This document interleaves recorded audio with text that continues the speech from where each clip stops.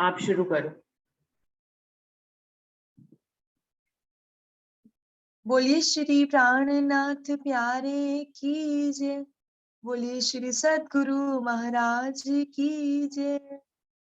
सभी सुंदर साथ जी को प्रेम प्रणाम जी। सन्मंध मूल को मैं तो पाँव पल छोड़ो न जाए। सन्मंध मूल को मैं तो पाँव पल छोड़ो न जाए। अब छल बल मोहि का करे, मोह आदत दियो उड़ाए।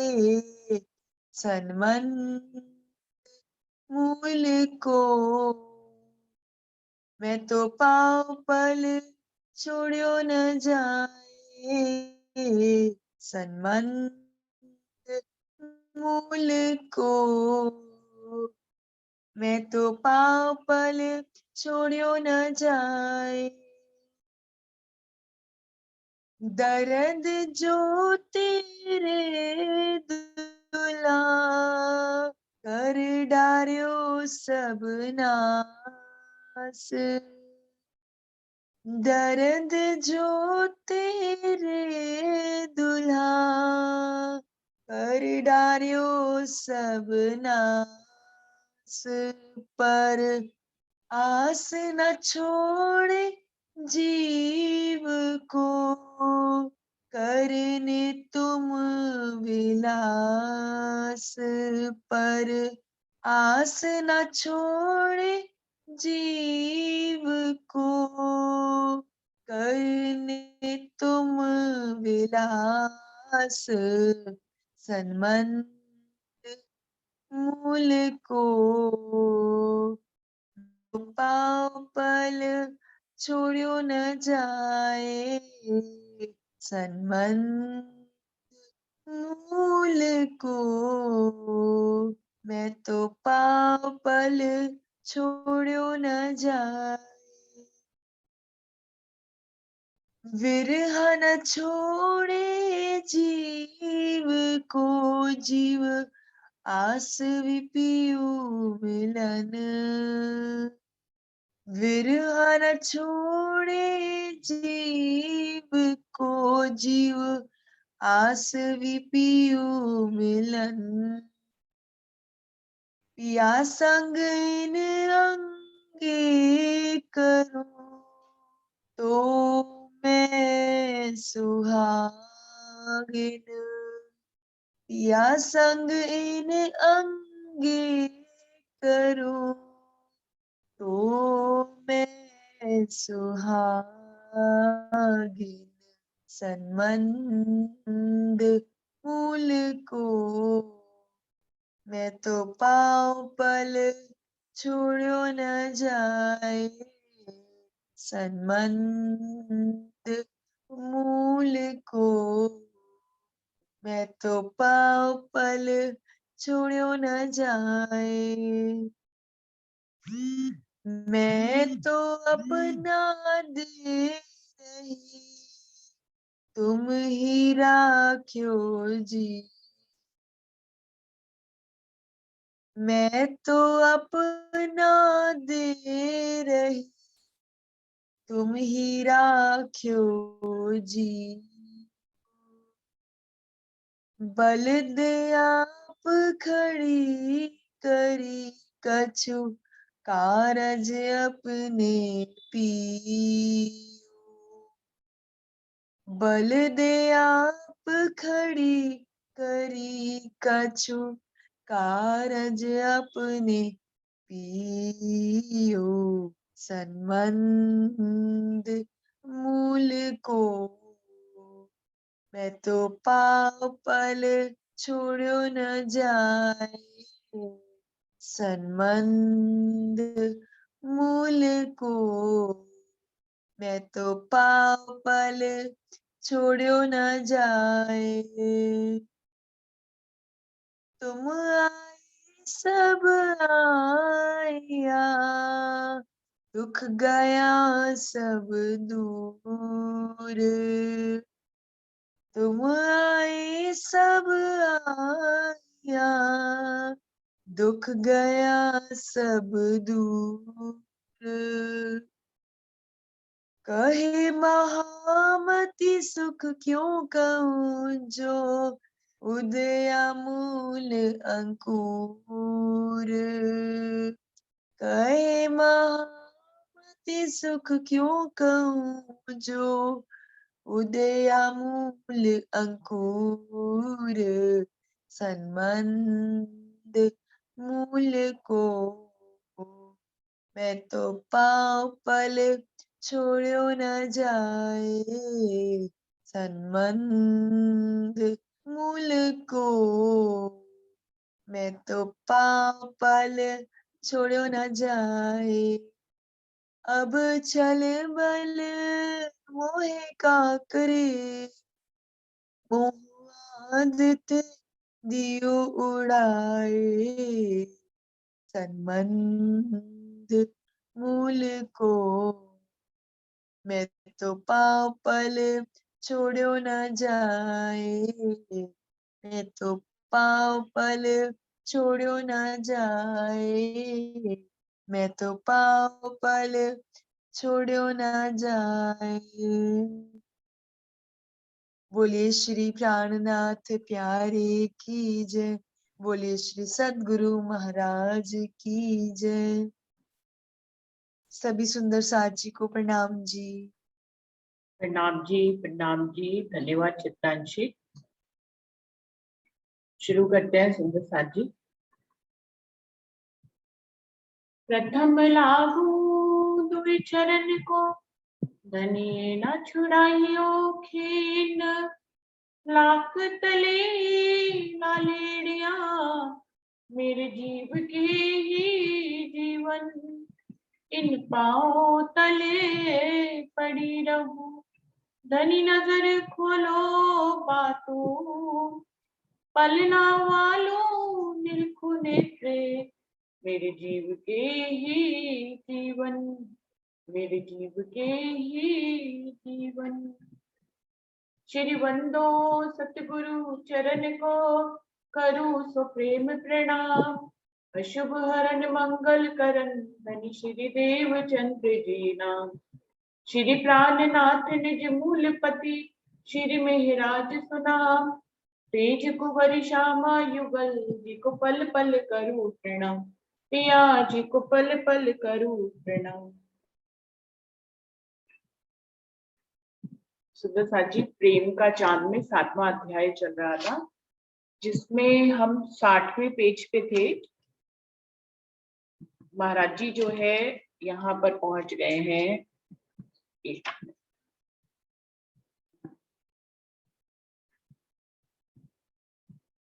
महाराज जी चलते चलते और ये बालाजी धाम पहुंच गए हैं, और यहाँ तक पहुंचते पहुंचते महाराज जी की हालत ये हो गई है कि शरीर पर कोई भी वस्त्र नहीं रह गया है। जो लंगोटी उन्होंने एक पहनी हुई है वो भी काफी फट गई है, जिसके कारण से वो नग्न से दिखाई दे रहे हैं। वहां एक मठ देखते हैं और महाराज जी वहीं पर ही अपना आसन लगा देते हैं। उस मठ के जो मठाधीश थे वो भगवान दास जी थे। वे मठ के बाहर आकर सभी महात्माओं का हालचाल पूछ रहे थे। अंत में वे महाराज जी के पास भी आए। उस समय महाराज जी का शरीर पूर्णतः नग्न था। पेट जो है वो पिचक कर शरीर से सट गया था। मुंह उस घोंसले के समान था जिसमें श्वास रूपी पक्षी आता जाता था। सारा शरीर ऐसा लग रहा था जैसे कि वे मात्र हड्डियों का ही पिंजर भर हो। महंत जी ने महाराज जी को बहुत ध्यान से देखा और बोले, ब्रह्मचारी जी मंदिर चलो और बालाजी का दर्शन करो। महाराज जी उनके स्नेह भरे शब्दों से बंद गए और उनके पीछे पीछे चल पड़े।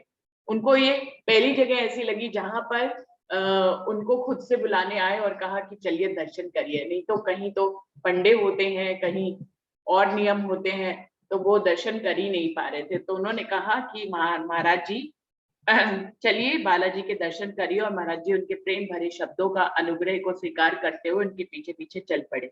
मंदिर के अंदर जाकर बहुत ही मीठे शब्दों में महंत जी ने कहा, तुम इसी मठ में निवास करो, यहाँ तुम्हें हर प्रकार की सुविधाएं प्राप्त होगी। मैंने अब तक किसी को भी शिष्य नहीं बनाया है, यदि तुम्हारी इच्छा होगी तो तुम्हें शिष्य बना सकते हैं। मठाधिकारी ने बोला कि मैंने अभी तक किसी को शिष्य नहीं बनाया, लेकिन मैं आपको शिष्य बना सकता हूँ। महाराज जी ने उत्तर दिया, क्षमा करें महाराज, मैं आपका शिष्य बनने के योग्य नहीं हूँ। आपने मुझसे जो स्नेह पूर्वक बातचीत की है, मेरे लिए यही काफी है। मैं किसी स्थान का संचालन करने में असमर्थ हूँ, मैं किसी और को खोज रहा हूँ। आपकी कृपा ही मेरे लिए बहुत है। क्योंकि शिष्य बनेंगे तो फिर उनका मठ बाद में संभालना पड़ेगा। तो महाराज जी ने कहा कि मैं किसी मठ से बनकर नहीं रह सकता हूँ, इसलिए मैं आपका शिष्य बनने के योग्य नहीं हूँ, क्योंकि मैं किसी मठ का संचालन करने के काबिल नहीं हूँ। इतना कहकर महाराज जी ने महंत जी को सादर प्रणाम किया और अपने आसन पर आकर विराजमान हो गए। मठाधीश ने कुछ फल भिजवाए, उसमें से 5 आम लेकर महाराज जी ने आहार किया और उस दिन से ही 5 छोटे छोटे फल या एक खरबूजा लेने का नियम बना लिया। अब वो रोज 5 फल खाने लग गए। पहले वो 5 दिन के बाद 5 फल खाते थे, 5 दिन के बाद फलाहार करते थे, और अब तो वो सिर्फ जल पे ही रहने लग गए थे। इसीलिए उनका शरीर इतना दुर्बल हो गया था। लेकिन अभी उन्होंने फिर से दूसरों के समझाने पर हर दिन 5 फल खाने का नियम बनाया।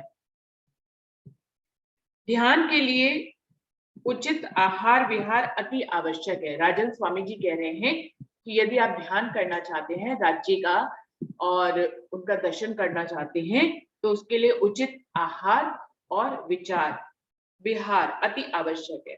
बहुत खा लेने पर ध्यान संभव नहीं है, क्योंकि आपका पेट जब ज्यादा भर जाता है तो आप जो है स्थिर होकर बैठ नहीं पाते हैं, और बिल्कुल त्याग देने पर भी शारीरिक कमजोरी के कारण सफलता दूर हो जाती है। यदि आप बिल्कुल खाना पीना बंद कर देंगे तो भी शरीर जो है स्थिर अवस्था में बैठने के काबिल नहीं रह जाता है।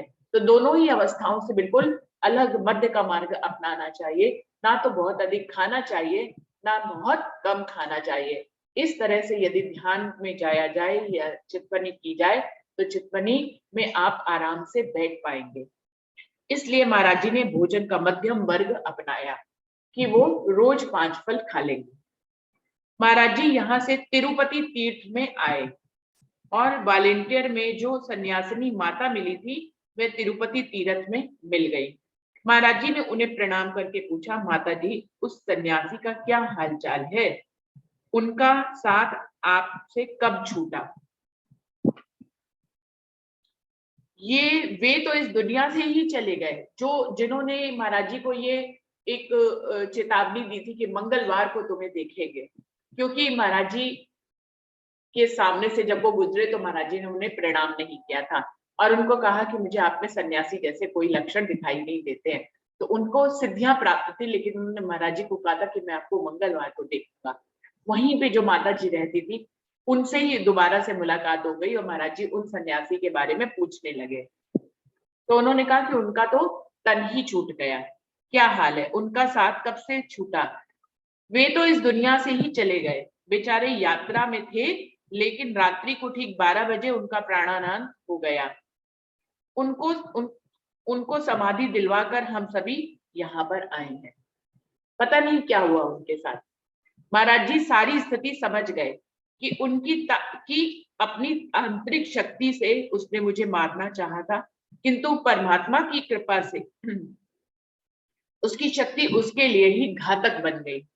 उनके देह त्याग से महाराज जी को बहुत दुख हुआ, लेकिन कर्म फल के इस संसार में भला कोई कर भी क्या सकता है। जब कोई संत महात्मा बड़ी मेहनत करके सिद्धियों को प्राप्त करना भी आसान नहीं होता है, बड़ी मेहनत करके किसी सिद्धियों को प्राप्त करते हैं तो उन्हें जन कल्याण में लगाना चाहिए। जबकि कोई उसका यदि दुरुपयोग करता है तो कहिए इसका भी भुगतान उन्हें करना पड़ता है। शायद उनके साथ भी यही हुआ। वो अपनी तांत्रिक विद्या से महाराज जी को कोई नुकसान पहुंचाना चाहते थे और शायद कर्मों के फल ने उनको ही देह त्याग करने पे मजबूर कर दिया। किसी निर्दोष व्यक्ति पर यदि तांत्रिक शक्ति द्वारा मारण क्रिया की जाती है और वे व्यक्ति उस समय परमात्मा या समर्थ सद्गुण के ध्यान में होता है तो वह शक्ति प्रहार करने वाले को ही मार डालती है। तो ये एक राजन स्वामी की बात बता रहे हैं कि यदि आप किसी तांत्रिक शक्ति से किसी को मारने की क्रिया करते हैं और जिसको आप उद्देश्य बनाते हैं जिस व्यक्ति को, वो व्यक्ति यदि उस समय अपने सद्गुरु के या अपने परमात्मा के ध्यान में होता है तो वो प्रहार जो है उल्टा प्रहार करने वाले के ऊपर ही पड़ जाता है। शायद ऐसा ही उन संत महात्मा के साथ हुआ, क्योंकि महाराज जी तो अक्सर ही ध्यान किया करते थे। वो तो बहुत कम ही आंखें खोलते थे, वो अधिकतर तो ध्यान में ही रहते थे, तो शायद उनके ऊपर ये प्रहार उल्टा ही पड़ गया। यहाँ पर 61 पेज पर सुंदर साथ जी 7वां अध्याय समाप्त हो रहा है। अब हम लोग 8वें अध्याय से शुरू करते हैं और ये पेज नंबर है 62। एक छोटी सी रिसायत थी तिरुपति जहां पहुंचे है महाराज जी, वो एक छोटी सी रिसायत थी। उसमें एक पहाड़ पर हाथीराम नामक एक महात्मा कठोर तप किया करते थे। ऐसी बात वहां पर थी कि हाथीराम नाम के एक महात्मा वहां पर तप किया करते थे। उनका आहार मात्र वृक्षों के पत्ते ही थे। वे बस्ती से दूर एक भयानक वन में रहा करते थे। ये उनकी बात बता रहे हैं कि तिरुपति क्यों फेमस है। उनकी प्रगाढ़ भक्ति पर रीझ कर कृष्ण कन्हैया ने उन्हें बाल रूप में दर्शन दिया। उस अति सुंदर बालक को देखकर हाथीराम जी का सारा ज्ञान और वैराग्य छूमंतर हो गया। श्री कृष्ण का बाल्य स्वरूप तो वैसे ही मोहिनी था। वो उनकी तपस्या तो कर रहे थे लेकिन उनको पहचान नहीं पाए। उनकी प्रगाढ़ भक्ति पर रीझकर कृष्ण कन्हैया ने उन्हें बाल रूप में दर्शन दिया। उस अति सुंदर बालक को देखकर हाथीराम जी का सारा ज्ञान और वैराग्य छूमंतर हो गया। वे प्रेम में मग्न होकर 4 दिन तक उनके साथ दिन रात खेलते ही रहे। भक्त और भगवान प्रेम की आनंदमयी लीला में मस्त रहे। हाथीराम जी की बुद्धि इतना भी नहीं सोच पा रही थी कि इस भयानक जंगल में इतना सुंदर बालक कैसे आ गया। मतलब लॉजिकल सोचना चाहिए कि इतने भयानक जंगल में एक सुंदर बालक कैसे आ गया बिना माता पिता के, बिल्कुल अकेले। लेकिन हाथीराम जी उनके प्रेम में इतने मग्न हो गए कि वो उनके साथ खेलते रहे। वे यह भी नहीं पूछ पाए कि तुम्हारे माता पिता कौन हैं। चौथे दिन बालक रूप भगवान ने भक्त हाथीराम से पूछा, आप इस भयानक जंगल में अकेले क्यों रहते हैं? आप घर छोड़कर यहाँ क्यों आए हैं? आपकी जो भी इच्छा हो मुझसे जरूर बताइए। बड़े स्टाइल से कृष्ण कन्हैया ने उनसे उनकी इच्छा पूछी कि वो यहाँ तपस्या क्यों कर रहे हैं। मुझे संसार की कोई भी इच्छा नहीं है, हाथीराम जी ने कहा। मैं तो अपने प्यारे कृष्ण कन्हैया की याद में ही खोया रहता हूँ। वे मेरे दिल में हमेशा ही बसे रहते हैं। मैं उनके अतिरिक्त अन्य किसी भी वस्तु की इच्छा नहीं करता। उन्होंने अपनी इच्छा बताई कि वो श्री कृष्ण के प्रेम में मग्न रहते हैं, उनके प्रेम में कोई बाधा ना पड़े, इसलिए वो जंगल में उनको याद में बैठे रहते हैं। अगले दिन फिर उस बाल रूपधारी श्री कृष्ण जी ने प्रश्न किया, बाबा इस निर्जन वन में आप क्यों रहते हैं? ये कौन सा गुप्त भेद है जिसे आप मुझसे नहीं कहना चाहते हैं? उस बालक के बार बार आग्रह को हाथीराम जी नहीं टाल सके। वे उसे गोद में बैठाकर बहुत ही प्यार से कहने लगे, तू अपने नन्हे से मुख से बार बार पूछ कर अपने को क्यों थकाता है? तू केवल पूछता ही है या दिलवा भी सकता है? यदि दिलवाना ही है तो तिरुपति के राजा का राज्य दिलवा दे। अंत में उनके मन की इच्छा यहाँ पर जाहिर हो ही गई। कृष्ण रूप जो बाल स्वरूप में आए थे वो उनसे बार बार पूछा करते थे और हाथीराम जी उनके प्रेम में मग्न अपनी दिल की इच्छा आखिर उनको बता ही बैठे कि यदि दिलवाना ही है तो खाली पूछता ही है कि दिलवा भी सकता है, और अगर दिलवा सकता है तो तिरुपति के राजा का राज्य मुझे दिलवा दे। बाबा तुम्हारी इच्छा अवश्य पूरी होगी, तुम वहां यहाँ के राजा बनोगे, बालक ने कह दिया। यह कहकर श्री कृष्ण जी अंतर्ध्यान हो गए और रात को स्वप्न में राजा से कहा कि तुम्हारी उम्र में अब केवल 8 दिन बाकी हैं। तुम अपना सारा राजपाट हाथीराम महात्मा को सौंप दो, नहीं तो तुम्हें बहुत ही पछताना पड़ेगा। ऐसा स्वप्न में आकर वहां के तिरुपति के जो राजा थे उनको ऐसा स्वप्न में कहा। जब राजा की नींद खुली तो उसने रात्रि के स्वप्न के संबंध में विचार किया। उसने सोचा कि स्वप्न में जिसने मुझे सावचेत किया है वह मेरा शुभ चिंतक है। यदि मैं उनकी बात नहीं मानता हूं तो मुझे बहुत ही दुख भोगना पड़ेगा, ऐसा उनको लगा। और ये सोचकर वे प्रातःकाली उस छोटी सी पहाड़ी पर हाथीराम महात्मा की खोज करने लगे। हाथीराम जी से भेंट होने पर राजा ने पूछा, आपका क्या नाम है? हाथीराम जी ने बताया कि मेरा नाम तो हाथीराम है। आप सचमुच में हाथीराम हैं या केवल नाम के ही हाथीराम हैं? मुझे लगता है कि आप हाथीराम नहीं हैं। यदि आप हाथीराम हैं तो हाथी बनकर दिखाइए। राजा ने उनकी परीक्षा लेनी चाहिए कि ये वास्तव में हाथी है या नहीं है। मैं आपको हाथी बनकर दिखा सकता हूँ, किंतु मेरी यह शर्त है कि आपको ही हाथी की लीद उठाकर फेंकनी होगी। ये शर्त हाथीराम जी ने रख दी। मुझे आपकी शर्त संघर्ष स्वीकार है। राजा ने स्वीकार कर लिया। तो आप प्रातःकाल लीद उठाने के साधन की व्यवस्था करके आइएगा, उन्होंने कहा। यह सुनकर राजा ने महात्मा जी को प्रणाम किया और वापस आ गए। प्रातःकाल जब वे हाथीराम जी के पास पहुंचे तो क्या देखते हैं कि चारों ओर मीलों तक लीद ही लीद पड़ी हुई है। अब तो राजा के होश ही उड़ चुके थे। उसने सोचा कि तू तो 1 वर्ष में भी इसे नहीं उठा सकेगा। निश्चित रूप से ये हाथीराम जी ही है। राजा लज्जित होकर हाथीराम जी के चरणों में गिर पड़ा और बोला कि मैं आपके शरणागत हूँ, मैं आपसे हार गया। यहाँ की धूली उठाकर राजा ने हाथीराम जी का राज तिलक कर दिया और बोला, आज से इस तिरुपति राज्य के राजा आप ही हैं। मैं तो केवल 6 दिन और कुछ घड़ियों का ही मेहमान हुई, इसलिए आपको ये संपूर्ण राज्यभार सौंपता हूँ। जब हाथीराम जी को अपनी भूल का एहसास हुआ कि मैंने राज्य मांगकर बहुत बड़ा अपराध किया है, यह तो मेरे सिर पर बहुत बड़ा बोझ है। मैंने अपने प्रेम और वैराग्य में दाग लगा लिया है। लगता है वह छलिया मुझसे छल करके चला गया। हाथीराम जी अब विरह की अग्नि में जलने लगे। वे वे हाँ बालाजी कहकर विलख रहे थे, लेकिन बालाजी की मोहिनी छवि को वे दोबारा नहीं देख सके। राजा के देह त्याग के पश्चात हाथीराम जी ने बालाजी का मंदिर तथा मठ बनवाया।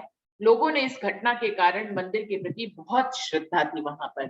हाथीराम जी की इस कहानी के कारण, इस सच्ची घटना के कारण तिरुपति जी की बहुत मान्यता है। महाराज जी उस धाम में तो अवश्य गए, किंतु मंदिर में दर्शन करने नहीं गए। राम रतन महाराज जी वहां तक गए तो सही तिरुपति तक, लेकिन मंदिर में दर्शन करने नहीं गए। जगन्नाथपुरी में होने वाले दुर्व्यवहार से उनका हृदय फट चुका था। सदगुरु की खोज के सिवाय वे अन्य किसी भी झमेले में अब नहीं फंसना चाहते थे।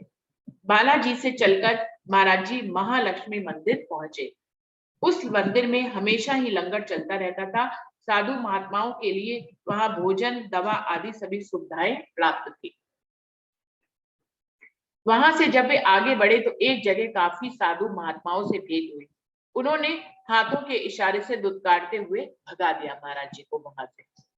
संवेदना से रहित होकर वाह्य वेशभूषा को ही सब कुछ मानना मूर्खता की पहचान है। विरक्त कहलाकर भी यदि कोई इसी राह पर चलता है तो निश्चित रूप से वह वैराग्य से करोड़ों कोस दूर है। ऐसे कठोर स्वभाव वाले साधुओं से तिरस्कृत होने पर महाराज जी उनसे थोड़ी दूर पर बैठ गए। कुछ देर के पश्चात एक साधु आकर महाराज जी को कटु शब्दों में फटकार लगाने लग गया। कहने लग गया, इस प्रकार नग्न होकर घूमने से क्या तुम्हें शर्म नहीं आती है? तुम्हें तो चुल्लू भर पानी में डूबकर मरना चाहिए। इस संसार में बड़े बड़े सेठ हैं, क्या तुम उनसे एक लंगोटी तक नहीं मांग सकते हो? तो महाराज जी क्योंकि नग्न अवस्था में थे तो वो एक महात्मा ने आकर उनको इस तरह से डांटा, और जो और महात्मा भी थे वो भी महाराज जी की ऐसी हालत को देखकर जो है उनको तिरस्कृत कर देते थे, अपमानित कर देते थे। उनको लगता था कि ये कैसे महात्मा है जो नग्न अवस्था में चल रहे हैं, उनकी लंगोटी फटी जा रही है लेकिन फिर भी वो किसी सेठ से लंगोटी तक नहीं मांगते हैं भिक्षा के रूप में। इस प्रकार कटु शब्दों के तीरों की बौछार करता हुआ वह साधु चला गया, लेकिन महाराज जी ने उसका प्रत्युत्तर नहीं दिया। वे अपने मन में सोचने लगे कि मैं जिसको पाने के लिए भटक रहा हूँ, क्या उसको मेरी अवस्था दिखाई नहीं देती है? मैं किसी से भी क्यों मांगू? उचित तो यही है कि अब मैं ऐसी जगह बैठूं जहां कोई भी मुझे देख ना सके। जब मैं किसी को दिखाई नहीं दूंगा तो मुझे किसी की जली कटी भी सुनने की को नहीं मिलेगी। ऐसा सोचकर महाराज जी वहां से चल दिए। यह सोचकर महाराज जी बाजार के पास एक खंडर नुमा मंदिर में चले गए। संभवतः वह हनुमान जी का मंदिर था, जिसमें दरवाजे और खिड़कियों की कोई व्यवस्था नहीं थी। दीवार भी जर्जर हो चुकी थी। जिस तरह निर्जन स्थान में अचानक ही मोड़ दिखाई पड़ जाए, वैसे ही उस खंडर जैसे मंदिर में हनुमान जी की मूर्ति स्थापित थी। वे मंदिर में दीवार के सहारे कमर लगाकर जा बैठे, जो कि महाराज जी का हमेशा से एक उचित आसन था। वो दीवार से अपनी पीठ लगाकर और घुटनों में अपना सर देकर हमेशा बैठा करते थे और ध्यान किया करते थे। मंदिर में जाते हुए एक लाला जी ने उन्हें देख लिया था। थोड़ी देर के बाद वह आया और बोला, मुझे तुम यहाँ क्यों बैठे हो? चलो भागो यहाँ से, कहीं दूसरी जगह जाकर ठहरो। भाई, महाराज जी ने कहा, मेरी तो यहाँ किसी से कोई भी जान पहचान नहीं है। मैं किसके यहाँ जाऊं, किसके दरवाजे पढूं? मेरे ऊपर कृपा करो, मुझे यहाँ रात भर ठहर लेने दो। राजन स्वामी जी कह रहे हैं, जिन ब्रह्म मुनियों की चरण धूलि से यह धरती पवित्र होती है, उन्हें खंडर में भी कोई ठहरने नहीं देना चाहता। उनके पास एक कौड़ी तो क्या, कमर में लंगोटी तक नहीं है, खाने की एक दाना भी नहीं है, लेकिन उनके हृदय में विरह की वह धधकती हुई प्रचंड ज्वाला है, जिसकी एक चिंगारी भी संसार के उन विषयी लोगों को पवित्र कर देती है, जो अपने महलों और अट्टालिकाओं में सो रहे हैं। परमहंस महाराज जी इस दुनिया को भवसागर से पार करने के लिए उन्होंने यहाँ पर राज्य ने उनको भेजा था, लेकिन उनकी कठोर परीक्षाएं चल रही हैं, जिसमें जगह जगह वो अकेले रहते हैं, कभी खंडरों में रहते हैं, कभी कभी खाने को नहीं मिलता है और कभी नंगे पैर वो यात्रा करते हैं। उस समय तो लाला बड़बड़ाते हुए चला गया, किंतु 1 घंटे के बाद पुनः आया और धमकाते हुए भगाने लग गया।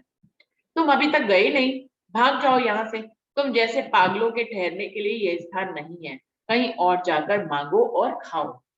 लाला जी, आप कृपा करके जरा सोचिए कि मैं और कहाँ जाऊं, मुझे केवल रात बिता लेने दीजिए। आप घबराइए नहीं, मैं आपसे कुछ ले तो नहीं रहा हूं, तो फिर मुझे यहाँ बैठे रहने दीजिए, महाराज जी ने कहा।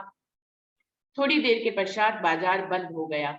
लाला जी भी अपनी दुकान छोड़कर तीसरी बार आए और इस बार उनका व्यवहार बदला हुआ सा था।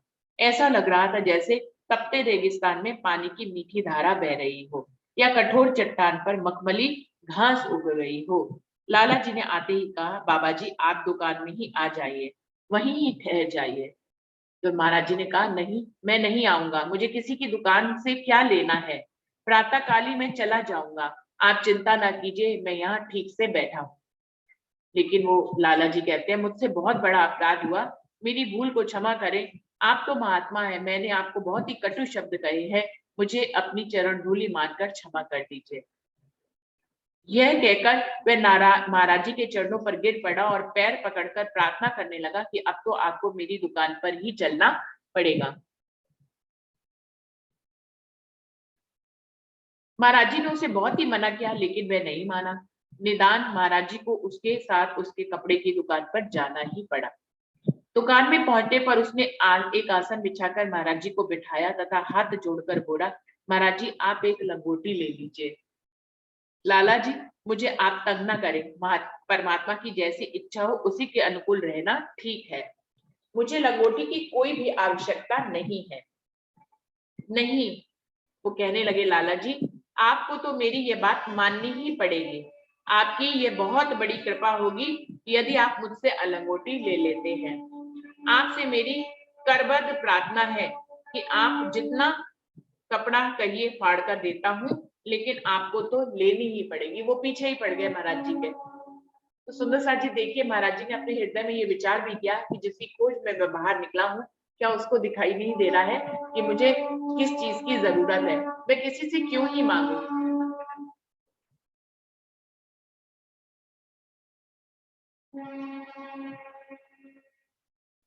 तो उन्होंने किसी से कुछ भी नहीं मांगा, लेकिन खुद राजी ने उनके लिए लंगोटी की व्यवस्था कर दी। लाला का हृदय बदला, उनको अपनी दुकान पर लाए और उनको जबरदस्ती लंगोटी दे रहे हैं। लाला जी तो अपनी धुन में बोले ही जा रहे थे और उधर महाराज जी सोच रहे थे कि यह तो वही लाला है जो घंटे भर पहले अपनी दुकान के बाहर भी बैठने नहीं दे रहा था।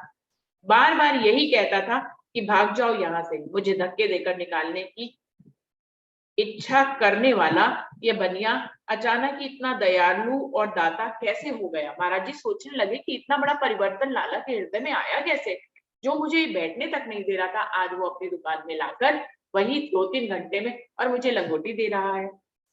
मैंने कुछ कुछ समय पहले लंगोटी की इच्छा की थी। लगता है परमात्मा के आदेश से ही यह सब हो रहा है, इसलिए मुझे इसकी भेंट ले लेनी चाहिए। महाराज जी को लगा कि मैंने खुद ही ये कहा भी था कि परमात्मा खुद ही देखता है, तो मुझे लंगोटी की व्यवस्था उन्होंने स्वयं ही करी है और स्वयं ही लाला के हृदय को भी परिवर्तित कर दिया है। ये सोचकर महाराज जी ने कहा, अच्छा लंगोटी के लिए कपड़ा दे दो। उसने तुरंत कपड़ा फाड़ कर दे दिया और बोला, महाराज जी एक अंगोछा और ले लीजिए। नहीं, मुझे अंगोछे की कोई भी आवश्यकता नहीं है, मैं थाली वाले कपड़े से ही अपना काम चला लेता हूँ। लो देख लो। जब वह कपड़ा निकाला तो लाला जी सन्न रह गए। उस कपड़े में छेद ही छेद थे, वह बहुत ही जीर्ण हीर्ण था। लाला ने पूछा, महाराज जी क्या अब तक इसी से ही थाली का काम लेते रहे हो? अब आप इसका प्रयोग ना कीजिएगा, मैं आपको एक थाली लाकर देता हूँ।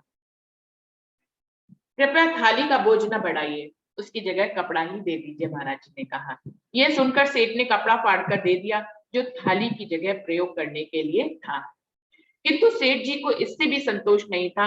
वे हाथ जोड़कर कहने लगे, आपको चद्दर की आवश्यकता अवश्य रहती होगी, आप मेरी ये सेवा अवश्य ही स्वीकार कीजिए, इसे मना मत कीजिएगा। भाई मेरे ऊपर दया करो, मुझे अब कुछ भी नहीं चाहिए। मुझे जिस चीज की आवश्यकता थी वह पूर्ण हो गई है। महाराज जी भले ही आप नाराज हो जाए, लेकिन आपको चादर तो लेनी ही पड़ेगी, लाला जी ने कहा। यह कहकर उसने 2 चदरें फाड़कर महाराज जी के आगे रख दी और फिर कहने लगा, यदि आप कहे तो मैं कसम खा लेता हूँ कि इसके बाद मैं और कुछ नहीं कहूंगा, किंतु एक कंबल भी लेना पड़ेगा। महाराज जी को एक लंगोटी दी, फिर एक थाली का कपड़ा दिया, फिर 2 चदरें दी और अब आखिरी आग्रह कर रहे हैं कि आप एक कंबल भी मुझसे ले लीजिए। उनके प्रेम भरे आग्रह के कारण महाराज जी को कंबल भी स्वीकार करना ही पड़ा। उनकी हर चीज उन्होंने स्वीकार कर ली। उन्होंने कहा, परमात्मा खुद मेरे लिए सारे अरेंजमेंट कर रहा है।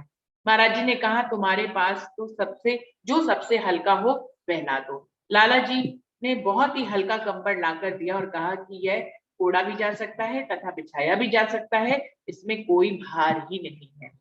दिगंबर अवस्था में एक दीवानगी थी, किंतु इन कपड़ों को ले लेने से महाराज जी वेशभूषा में अन्य महात्माओं की तरह प्रतीत होने लग गए। अब वो महात्मा लगने लग गए। पहले तो वो एक पागल से दीवाने से लगते थे, लेकिन अब वो एक महात्मा से लगने लग गए। घूमते घूमते महाराज जी हांस पेट पहुंचे, जो बेल्लारी से 34 किलोमीटर और बेंगलोर से 595 किलोमीटर की दूरी पर स्थित है। ये कर्नाटक प्रांत में स्थित जगह है जिसका नाम है हासपेट, जहां पर महाराज जी पहुंचे। वहां से प्रातः काल चलकर महाराज जी उस पक्षी तीर्थ में पहुंचे जहां सीता हरण के समय रावण ने जटायु का वध किया था। उस घटना की स्मृति में एक मंदिर भी बना हुआ है। पक्षी तीर्थ से भ्रमण करते करते महाराज जी चिंगलपेट पहुंचे, जो चेन्नई यानी मद्रास से 56 किलोमीटर और रामेश्वरम से 603 किलोमीटर की दूरी पर स्थित है। वहां से चलकर तुंगभद्रा नदी के किनारे से होते हुए वे पंपा सरोवर आए। तुंगभद्रा नदी का जल बहुत ही स्वच्छ है और उसका प्रवाह बहुत ही सुहावना है। पंपा सरोवर के पास ही ऋषमूक पर्वत भी है, जहां बाली के डर से सुग्रीव लंबे समय तक छिपकर रहे थे। यह पर्वत बिल्कुल ही खड़ी चढ़ाई का है तथा घने वनों से आच्छादित था। वृक्षों की डालियां आपस में इतनी उलझी हुई थी कि वहां दिन में भी रात नजर आती थी।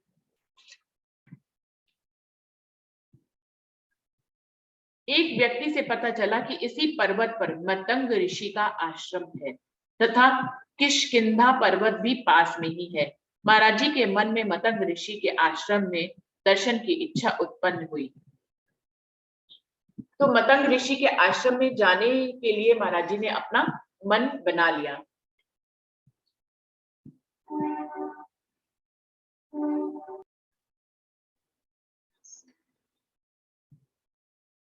नीचे से देखने पर मृतंग ऋषि का आश्रम प्रत्यक्ष ही दिखता है। वहां का आभा मंडल इतना पवित्र है कि स्वभावतः ही हृदय में वैराग्य उत्पन्न होने लगता है। महाराज जी ने अपने मन में सोचा कि जब नीचे से देखने पर ही हृदय में इतनी पवित्रता का संचार हो रहा है, तो वहां प्रत्यक्ष जाकर दर्शन करने में बहुत ही लाभ होगा। ऐसा सोचकर मतंग ऋषि के आश्रम में जाने का निर्णय लिया। महाराज जी ने मतंग ऋषि के आश्रम में जाने का दृढ़ निश्चय कर लिया, लेकिन जब उन्होंने वहां जाने के लिए रास्ते और दूरी के बारे में पूछा, तो साधुओं ने उनकी हंसी उड़ानी शुरू कर दी। और एक साधु ने तो महाराज जी की ओर मुख करके खिलखिलाकर हंसते हुए कहा, बाबा जी आप तो पहलवान हैं, आपके अंदर बहुत शक्ति है, इसलिए आपको जरूर ही जाना चाहिए। वहां आज तक कोई भी जा नहीं पाया है, यदि गया भी है तो जीवित नहीं लौटा है। प्रायः ऊपर तक कोई पहुंच ही नहीं पाता, रास्ते में ही मृत्यु का शिकार बन जाता है। क्योंकि महाराज जी जो है वो बहुत दुबले पतले से थे, सुंदर तो थे लेकिन दुबले पतले से थे, तो किसी को यकीन ही नहीं होता था कि अब आज तक तो वहां तक कोई पहुंचा नहीं है, ये इतने कमजोर, इतनी ऊंची खड़ी चढ़ाई चढ़कर ये भला कैसे वहां पर पहुंच पाएंगे।